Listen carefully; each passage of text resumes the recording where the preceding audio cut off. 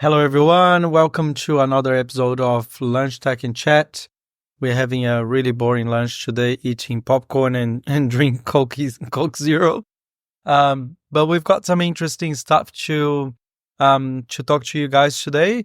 Hello, Will. How are you doing? Hey, how are you? I'm good. Yeah, we've both been very busy actually over the last few days, last week. Both being overseas in conferences and for work. So there's a lot of updates as well that we passed by actually over the last few days, and we're here to cover some of those updates from both the conferences and actually what's happening in the wider market. Yeah, that's lots going on, which is really interesting. This AI stuff doesn't stop, and now blockchain, crypto picking up with Trump elected and Elon Musk putting a lot of effort on making Dogecoin Great again. where again. So one of the things that I wanted to start is I found it was really interesting, and for people that don't know, you're gonna find out about it now. But it's really interesting that even with all the efforts from the US of banning like chips getting to China and banning some of the technologies going across the border, China have released a product called DeepSeek, which is a model that is as good as O1, which is the latest version of OpenAI. And they don't even have, or they have some of the technology that they built themselves that nobody's aware of. So this is really interesting. What do you think about that, Will? Yeah. So the the West, and especially I think Silicon Valley folks that actually are developing most of like these big LLM models out there. There is a little bit of like a US supremacy in terms of the development and the housing of these models at the moment, right? Even though you have also like LLMs, but most of them are still kind of like supported by big tech firms. And there's an underlying kind of assumption that China is mostly behind, and sometimes there is an underlying assumption that China is behind by quite a bit to some of the Silicon Valley developments. But models like this that are now coming into the market are showing that maybe that that supremacy in technology development actually comes out of China is not that far behind. And also, of course, not only the development of the model, but actually all of the rules that, rules in terms, I guess, of regulation that actually funds it, that development as well might be quite different from the ones that we are setting up in the West. So I think that's, there's a lot of learning for us. What about you? Do you have like any? Yeah, I think it's really interesting. I've seen some video generation models, image models from China, and now models that have a chain of thought. It's really interesting. I think the technology is picking up. Like you said, I don't think there's a US supremacy anymore. The more they would like to think that they're far ahead of everyone else. I think countries like China, even if they're building the technology, they just keeping quiet until they've got the technology working so they can show off and say, hey, look, guys, we can do it as well. So it's, in my view, sort of a bit of a Cold War going on, like US doing all these marketing campaigns, showing everything that is happening, and China just surprising everyone that they're catching up with nobody actually having those expectations. And if you think like just for the way that the world is going right now with all the tensions, US knowing that countries like China are as technologically advanced. Advanced as the US, create some sort of, let's say, for good or bad, some sort of balance. So it's interesting to see that stuff coming up. Yeah. I found I find that some of the developments that are coming out of China, and I think people can like sometimes actually forget that we are still talking about still an emerging economy, right? China is not, I think, even though it's actually big and has a lot of Money. has a lot of like, a capital market of its own. It's by a long shot not as developed as the US. And I still think actually the US is very much a leader when it comes actually to development actually of some of the high tech. But China is getting very close. And I think one of the things that actually I'm mostly concerned about is the use of some of those developments across military applications, right? Because we are definitely not. And I think this is a topic that we covered in a previous, briefly covered actually in a previous catch up. There's no one is actually moving ahead with banning the use of AI for military applications. Well, that's why the governments are investing in this technology, right? So that's the outcome that they want out of this. Yeah. So I mean, for both detection and potentially prevention and even management of actually future.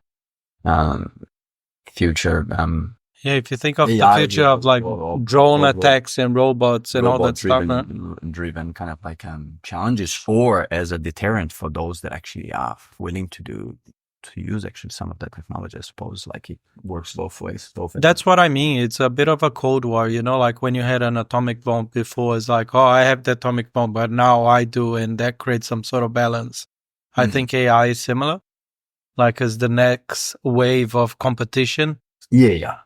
It is been developing a lot in that direction, I suppose. One of the things, by the way, is a segue from that conversation more on the, I guess part of it actually on the political side. I've read some reports in the last few days about the last G20 conference, and what it was actually happening there.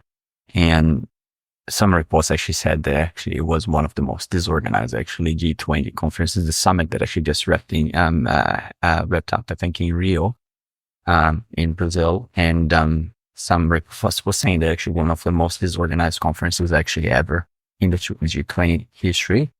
Also because in the middle of the conference, there was the, essentially the, two big news, like one that Ukraine was developing some ballistic missiles actually to attack Russian territories in the north of Ukraine. Yep. And the other one was actually, well, this is not the first time, but Putin signing off like an order that would essentially allow potential nuclear warheads on top of some of those missiles actually, as anyone actually that would attack Russia. And background for that was the fact that Putin is considering that the use of the technology that Ukraine has been using for attacking some of those north of Ukraine kind of like territories within Russia couldn't be actually being used actually by Russia without the support of NATO. So actually Russia saying like, this is actually directly supported by NATO. Therefore, we reserve the right to use any strength that we have within our means actually to attack back with nuclear warheads. Well, if people start, this is actually kind of like if people start actually using nuclear weapons, then everyone's gonna be fucked. It's like, like that, so. Europe is the first part of the world that's gonna be screwed, and then Russia probably, and they're probably gonna aim at the US. So this is this is not a good thing to do. Like once this thing starts, it won't stop. Well, a lot of people actually kind of saying, and I don't know that It's Cold War. we're diverting Cold a little War. bit from the core of Yeah. of the Conversation. here on AI here, but a lot of the conversation, a lot of the folks have been mostly around the use of some of those ballistic, like, missile attacks on Russian soil as a bargaining chip, preparing for next month when, next 1 month and a little bit, when President Trump actually assumes the US presidency, because he will likely force both parties actually to set up a deal, and that will probably include pieces of territories that each one conquers. So I think the deal will be Ukraine, just give what Russia wants and be quiet. Or that's why I think one of the reasons why Ukraine has been attacking actually Russia in the north is as bargaining chip to say, hey, we also have pieces of Russian territory, so therefore let's negotiate on the table who takes what. Yeah. And then, makes sense. Like the Ukraine saying like, we'll see parts of our territory so long as, but we will keep actually the Russian part. And if Russia wants the Russian part, then you need actually to kind of like remove troops. Give me Donbass back. And I'll give you this bit here. How important is this bit for you? Exactly. Yeah. Let's do trading. Yeah. So, and they know that actually Trump's kind of like reacts to that type of mentality of, transactional relationships in the country. So they're just preparing. And one thing to say, just thinking about technology and AI and even be used for warfare and stuff like that. OpenAI now is, there's a new beta that is coming out. There's a video with some features showing the model now sort of understanding everything on your camera. So imagine now you having AI that listens, talks, reads, and now can see and understand live images. That's pretty phenomenal. So what is the end goal of that? Like, in your view? If you talk about AGI, use cases are we talking about? Yeah, so if you talk about AGI, right? So the big thing that Sam Altman always talks about is that when is AI getting into AGI? Mm-hmm. So for something to get into AGI, they have to experiment the world as a human. And the more you can add senses, the more the AI will be able to experiment there.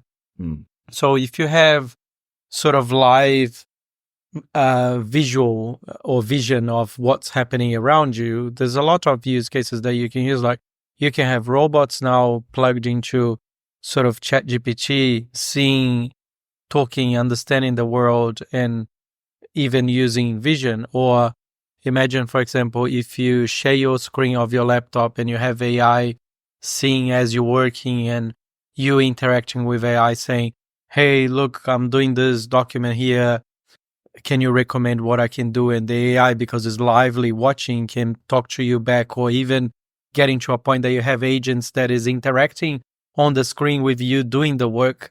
Or let's say you're doing learning how to use a new tool and you're like, oh, how do I do this? And it's going to say, click here, click there. Oh yeah, you clicked on the wrong place. Like there's lots of use cases that you can use that for, like detection of stuff. So you can have AI using for, I don't know, detection of something that you would use vision in a factory to understand something.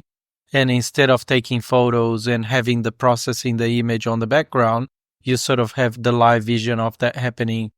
You could use as well for companies' sort of safety, like if the AI is seeing that something is not safe, alerting in live. So there's lots of use cases that you can use that for. I think that's pretty amazing. Yeah.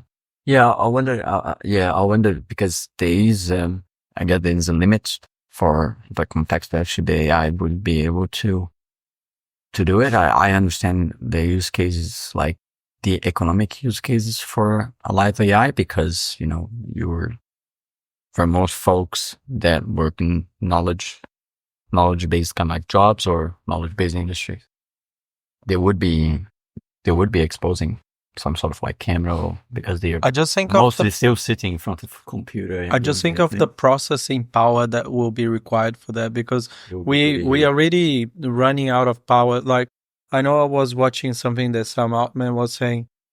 They were asking like, oh, what's the GPT-5 or what's the next big release? And he said, oh, we've got a lot of good stuff, but we're just not having enough chip hours to be able to release the stuff that we're doing. Like, we plateauing. So that's why he's trying to do that investment to start developing chips, because right now is sort of NVIDIA carrying everyone on the back, and they're not being able to meet all the demand. Yeah, there's two reports, I think two parts of that conversation that I heard of last 24 hours. So one of them is the relative actually market share of NVIDIA versus other semiconductors for AI specific production of the semiconductors, actually for cars and other types of chips, but more the types of GPU computers that actually are used on training of these models. And they starting actually to have like a market divergence between actually the performance of NVIDIA and these other chip productions. Yeah. Actually, these are the chip productions. If anything, they are underperforming by a lot. NVIDIA in the market. Yeah. Not NVIDIA, actually, they're underperforming benchmarks. So they are underperforming by a lot. The S&P 500, which is highly concentrated, but topic for another day.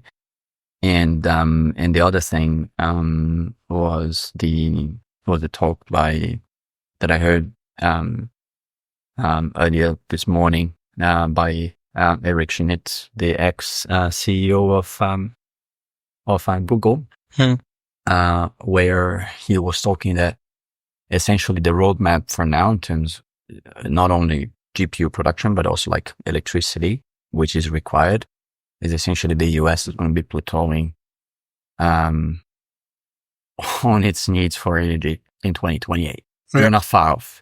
Like by 2028, we'll probably have extinguished all sorts of like resources in terms of energy production that the US has. And at that point in time, we won't be able actually to continue accelerating the production. So 2028, for those that actually are now realizing that it's sort 2024, we're just 3 years away. Three things. So production of GPUs, so meeting the demand, and it's highly concentrated on NVIDIA. Of course, all the companies need to start picking up on the technology.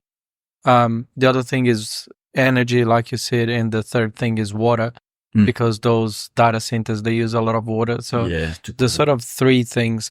I even saw this startup company. So there's a podcast that I listen to that they bring lots of sort of startup people to talk about the ideas and etc. And one of these guys, because that Microsoft,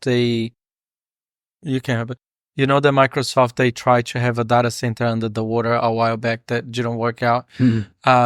And one of the things that this guy was saying is the biggest problems of data centers currently, it's energy and cooling down the data center, because those GPUs, they processing so much stuff at the same time, and the harder it gets. Like, even if you take the new models of chips, they don't heat as much up as others would do, and they don't run for a long process. They peak the process, which means that they're using less energy. So it's like 30% more efficient. Yeah. But they still, depending on the size of your data center, you still require a lot of cooling, because you have lots of machinings running in parallel, generating heat in one space.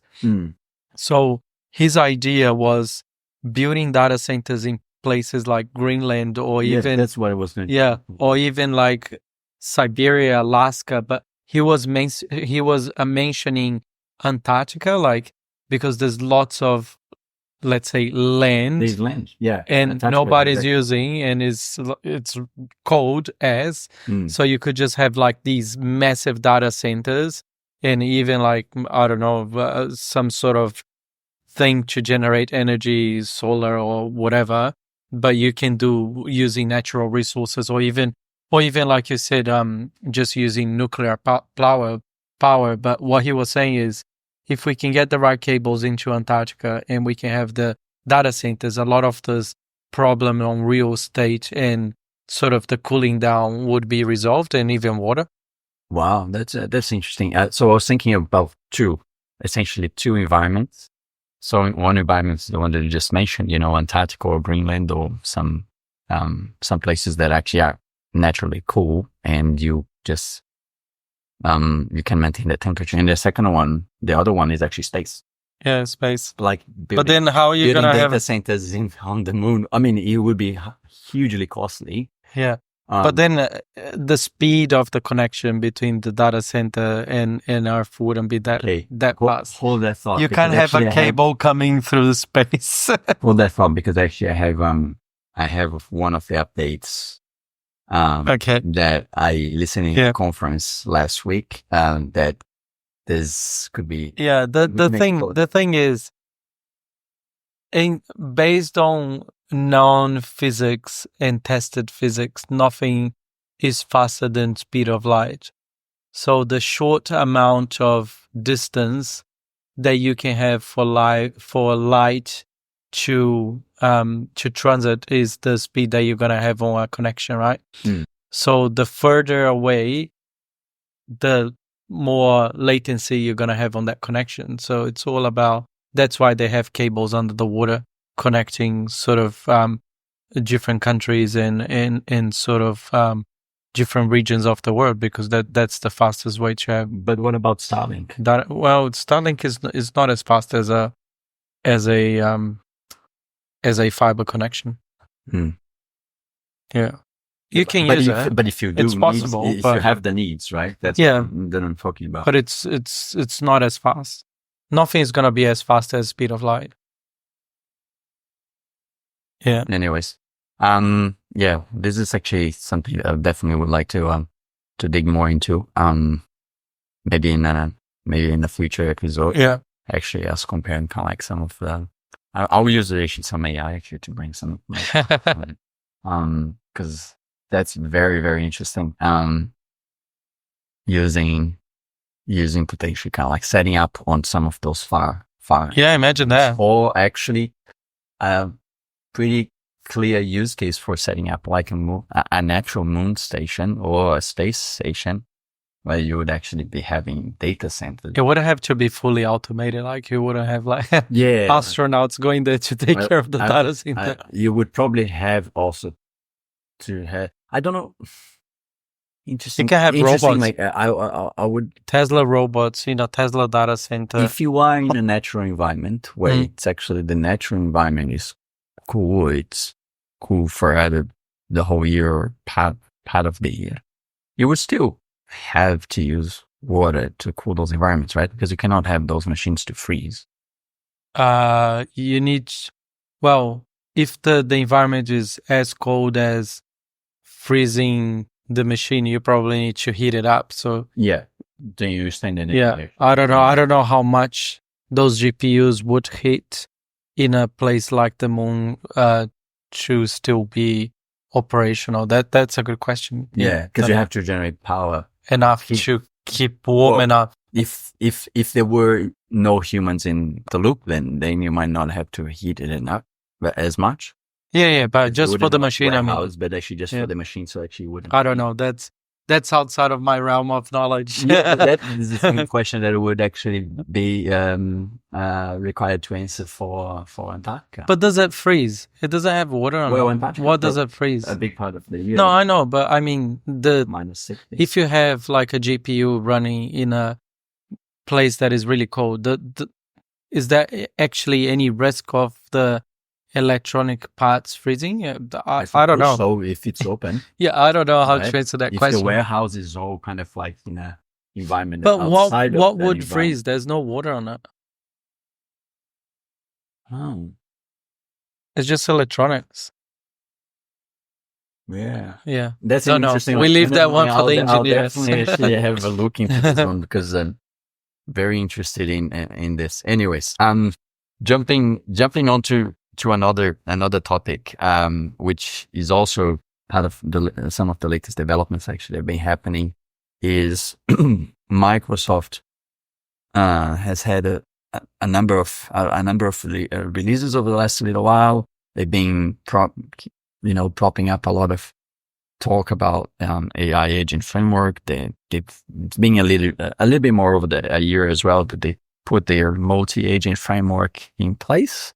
As originally actually an open source project, to be honest. And then now they're starting to scale that into business, into corporates, and start to apply some of their releases on Copilot and Copilot Studio to specific actually bots. Have you used that? Have you seen how it works? So I've used actually the Google one. So the Copilot one, I'm just testing for some things. Yeah. So the Microsoft one, there are a few different ways that you can use it. So you can go into just Office 365 if you have Copilot enabled, and then you can create your agents in the 365 chat, and then you just interact with those agents. That's, let's say, like an agent that you create for yourself, not for sharing or for wider users. So like a personal agent that will do something for you. On Copilot Studio, you can create other agents using low code that is shareable. So you can have like a larger group of users.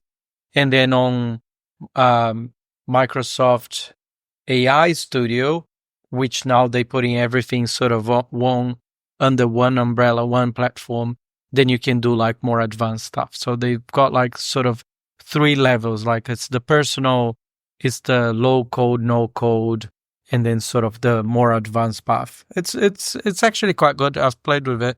Works well.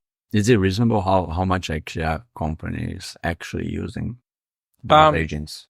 I don't think everyone is for actual production, because you see all of those reports of a lot of the stuff is, I don't know, companies kind of integrating all of this stuff into their workflow. Yeah, I think I don't know if it's I think it's still like sort of in preview mode.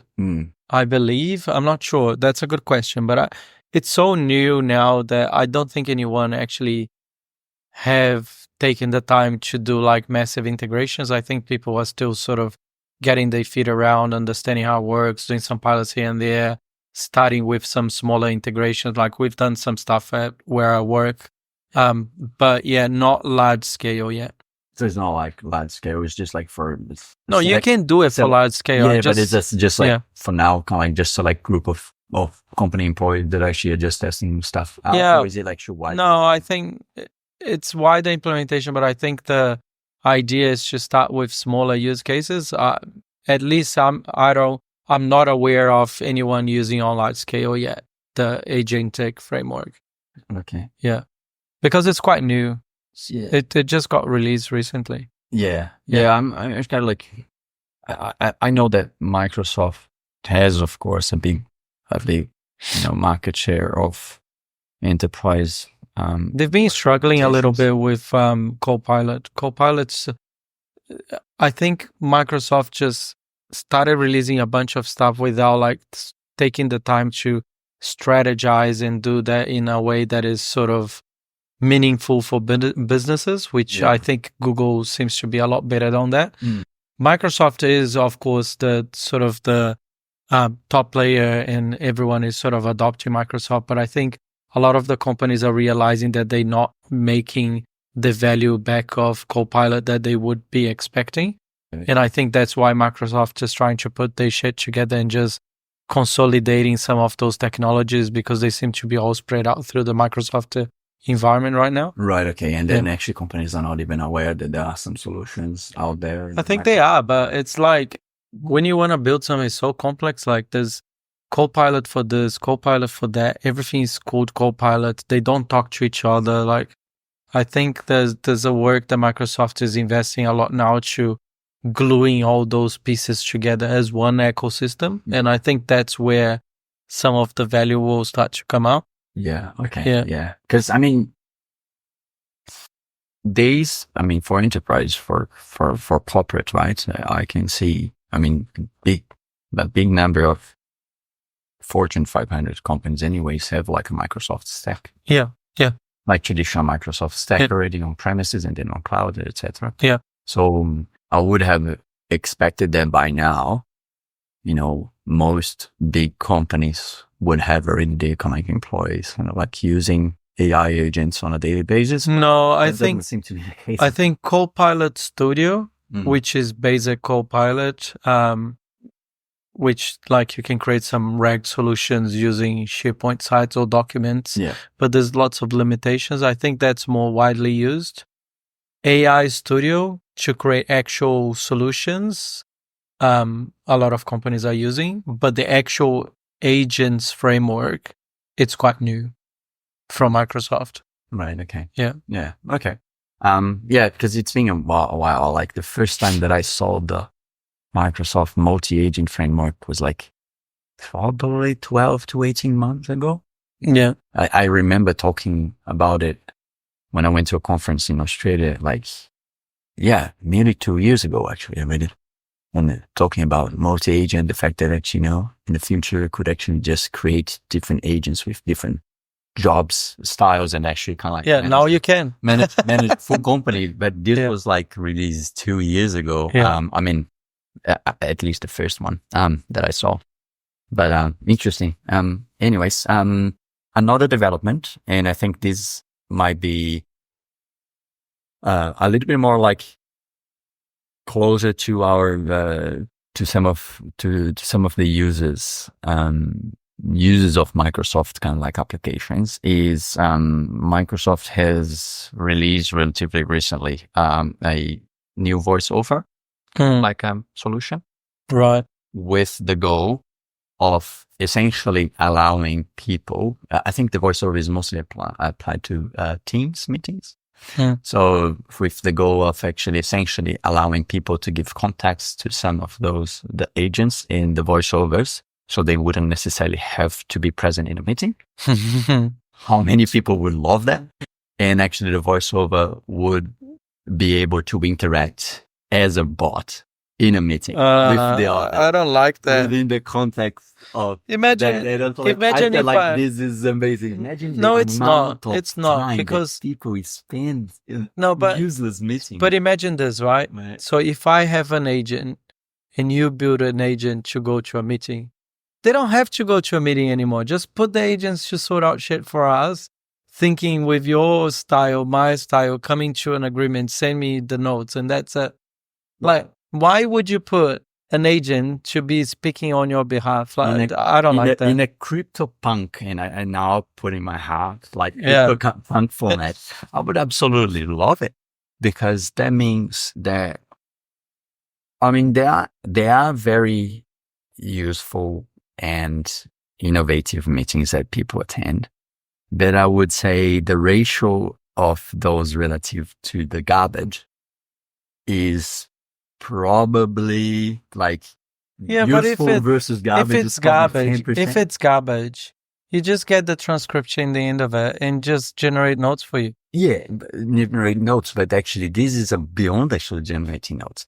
Actually, your bot, because it's using your actual voice, I know, actually provides some context. I don't like that. Say, hey, Will, the bot.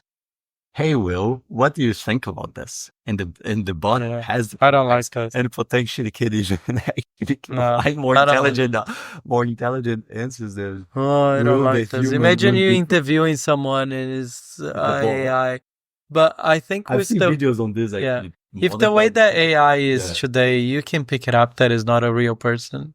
Well, if the voiceover is really good, then you could, or in the case, I suppose, in the case of Teams, because it's mostly used by corporates anyway, the person would know. Yeah, like the corporate will integrate something. I think Microsoft will say that is a bot. Exactly, it's a bot that is interacting with you. Yeah, I don't know if I like that idea. Have you? I like the technology, but I don't like the applicability. yeah, because humans are not trusting AI yet. But I would say, if I traced AI, I don't need to go to a meeting. I just talk to the fucking AI and get what I need. Well, but sometimes actually some people in the other meeting or the other instances of the AI that actually are in the meeting, they might have something that is relevant, useful for what you might be doing. So you still want to be there. Yeah. Like you or your AI instances still want to be there, but you are actually not there. You're collecting the information on what might be useful for you in a meeting. Again, we might not agree here, but like collecting the information that might be useful for you might have some high level interaction using your voice on the meeting as if it was you. It might be natural, might have all the verbal garbage that we have, like when we talk, or micro kind of, interactions and micro,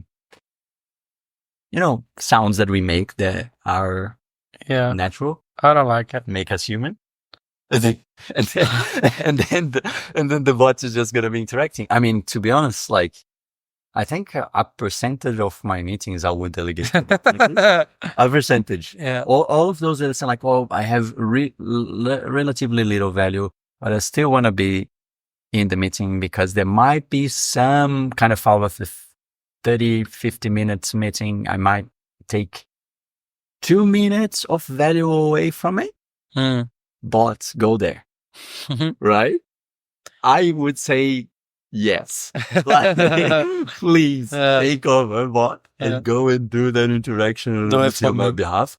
And then the actual only critical meetings that I feel like this is going to add a lot of value to me, I'll be watching those as a person, because say a ratio of more than 30% of the meeting, I would have evaluated. Okay, so imagine an agent evaluates the 30% plus value relative to the time that actually I would. Okay, so let's spin this around, right? Yeah.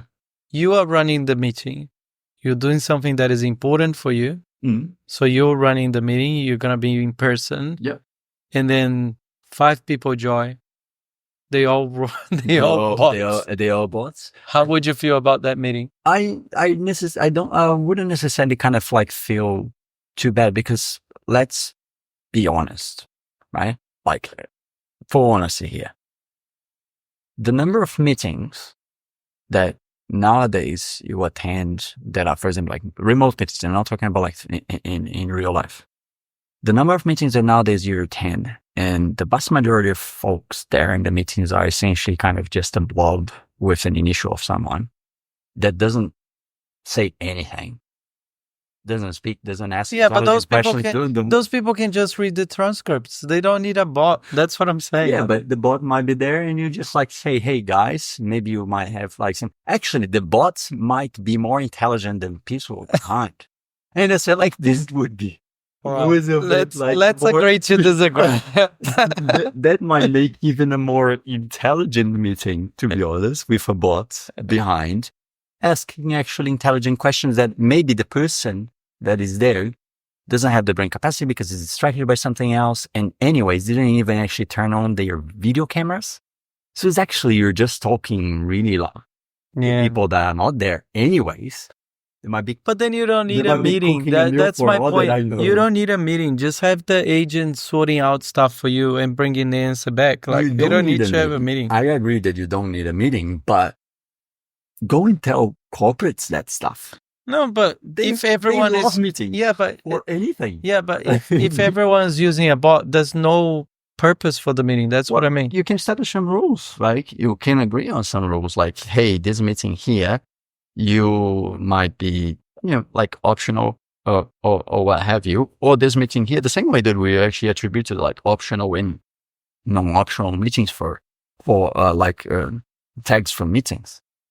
This meeting here is critical. We have a very important discussion to have, and therefore no AI bots allowed. Or this meeting here, it's an update, say market update on whatever. Yeah, but that's the point. If you're just doing a freaking update, just get the transcript or the co-pilot of the meeting. You might say like, hey, I actually have time and I want to actually attend and I want to actually kind of like to participate. Yeah. And it's like, cool. So actually all of the meetings that the corporates love to have, they have to have meetings for anything. Like, I'm about to go crap on the toilet and I need to have a meeting to actually to decide what type of paper I'm gonna what use. type of paper are you gonna say? Is it a 3-ply or a 2-ply, whatever, right? It's like, so at least you got something that you can put in the bot. This is gonna be the most interesting part. I just wanted to. I know we're running out of time, so I just wanted to mention from Pokémon Go, which was a fever a while back. Everyone was playing, everyone on the streets with their phones, getting run over by cars and, smacking their faces on trees and poles and like. Was it like a GTA? Was it like that console, a video game that used Game Boy Advanced in the past, but then Pokemon Go was on phones, so you had your camera open and then you would point somewhere and try to get the Pokemon, and they had like a GPS that you would walk around to find the Pokemons. I played for a week. It was quite a fun game, but don't know if the fan base is still as strong, but they have a lot of data because people are opening their cameras and sort of pointing everywhere, and they have GPS locations and everything. So they're using that data now. For the users of Pokemon, Yeah, so they're using all that data now, and they've actually trained an LLM that with one photo can determine where you are in the world. And they're going to build something with that, of course, that some sort of solution will come out or they will use for games or whatever. But it's really powerful. It's really cool because imagine like you have, when Pokemon Go was released, you had like almost everyone in the planet Earth playing this game. So how much data does that thing has? It's, pretty interesting context. Don't know how that's going to play out in the future yet. They've got the LLM going. Let's see what interesting thing they're going to release out. Yeah, I kind of like from a privacy perspective, I think there's absolutely no problem having identification of like, locations and spots, and, we all have that information, if you will, like on Google Maps. But from there to actually identifying people and where they are without, all of the disclosures and all the different like side effects for social engineering. I find that pretty scary that one company actually would have so much power, to be honest. Yeah. But you can build cool stuff. Like imagine if they build something that is like, I'm lost somewhere. I just open my camera, show around, and it's going to say you are at this place, and then traces on the map how you get back. Absolutely. Yeah. Those kinds of cases, like people that are actually lost because they went on a trip, hiking trip, and they are in the middle of the mountains. Yeah. And I don't think Pokemon Go would have those images, but that's right. Yeah. That's the thing, right? Yeah. Like for those critical situations. Yeah. It probably is unlikely that they recorded it. Yeah, I'm not sure how they're going to use it because it's like the image identifying where you are, but the GPS already knows where you are. But then, let's see. It's interesting. They've trained the LLM. It's powerful, it works, and let's see what's going to come out of it. Yeah, I guess like segueing to the privacy stuff. So I went into the main Ethereum Foundation conference last week, which was really good, really, really good. The last conference that the Ethereum Foundation had organized was already actually 2 years ago in Bogota, and this time around they did the conference in Bangkok. There's a growing Web3 community developing in Southeast Asia generally, and Thailand is not exception to that. But yeah, so a lot of cool stuff came out of that conference. I think I've been to a number of conferences this year, like 5 or 6 conferences, like bigger conferences, like in the Web3 space this whole year. But this was, from my view, probably the best of all of them. Mostly from the developers and product development perspective. I think for people that actually are not familiar, are not familiar with that Web3, that all that they know is actually the price of Bitcoin going up, will be very surprised over the next 12 months on how many great products and developments will come, and that will impact actually user experience with Web3 applications now, coming a lot from the combination of brains that were all together in the conference, saw Vitalik Buterin, saw, Joe Lubin, saw a few of the big OGs of Web3 in there. And yeah, it's been great. Been great. There is also a subset of the Web3 crowd that is spending a lot of time building a separate stack to all of the stuff that we usually talk about here on AI. And I'm really looking forward to seeing more of that development. So it's going to be like, we call the whole kind of like idea of that is like DAI. So it's decentralized AI development, or like distributed AI systems for some of those projects. And they are building both the application and the infrastructure required for AI through, decentralized or distributed actually frameworks.